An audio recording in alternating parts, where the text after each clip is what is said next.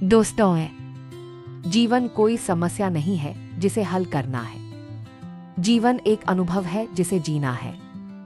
पर हम सबने इसे एक दौड़ बना दिया है जहां हर कोई आगे निकलना चाहता है, लेकिन कोई यह नहीं पूछता कि हम दौड़ किस ओर लगा रहे हैं। जीवन की सबसे बड़ी भूल यही है कि हम जीना भूल जाते हैं।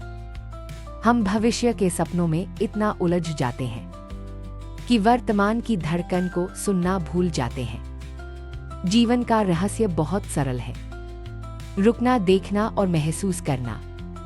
जब तुम बैठते हो और अपने भीतर उतरते हो तो पता चलता है कि बाहर जितना शोर है, अंदर उतना ही मौन है। मौन शब्द नहीं है, मौन एक स्थिति है जहां विचार भी थम जाते हैं, जहां समय भी रुक जाता है।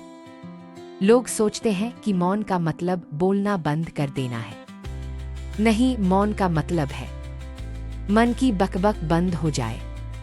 जब भीतर का मौन आता है तो वही पहला कदम होता है जागरण की ओर। तुम देखोगे कि मौन में बैठकर तुम्हारा चेहरा बदल जाता है, तुम्हारी आंखें चमकने लगती हैं और तुम्हारे शब्द भी कम लेकिन गहरे हो जाते हैं।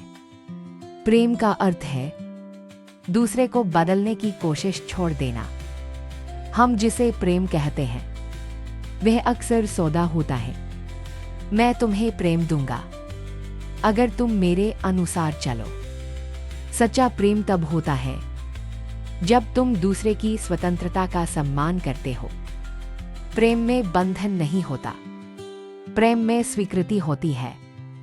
प्रेम का फूल तब खिलता है जब तुम्हारा अहंकार पिघल जाता है, और जब यह फूल खिलता है तो उसकी खुशबू पूरे जीवन में फैल जाती है।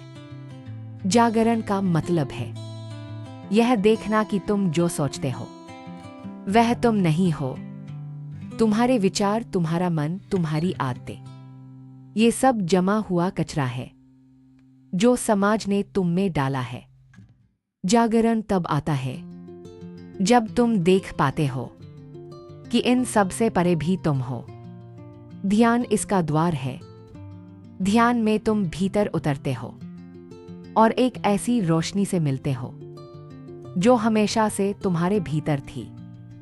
मृत्यु से लोग डरते हैं क्योंकि उन्होंने जीवन को पूरा नहीं जिया। जिसने जीवन को गहराई से जिया वह मृत्यु को भी मित्र की तरह स्वीकार करता है। मृत्यु अंत नहीं है, मृत्यु केवल एक द्वार है, एक शरीर से दूसरे शरीर की यात्रा का। जैसे शाम को सूरज डूबता है तो अगली सुबह फिर उगता है, वैसे ही जीवन भी चलता रहता है। मृत्यु को समझना जीवन को समझने की कुंजी है। जब तुम जीवन को स्वीकार लेते हो जैसा वह है तो हर क्षण उत्सव बन जाता है। समर्पण का मतलब हारना नहीं, समर्पण का मतलब है अपने छोटे मैं को छोड़कर असीम अस्तित्व के साथ एक हो जाना। तब ना कोई डर रहता है, न कोई लालच। तब जीवन एक नृत्य बन जाता है जहां हर सांस एक गीत है और हर कदम एक प्रार्थना।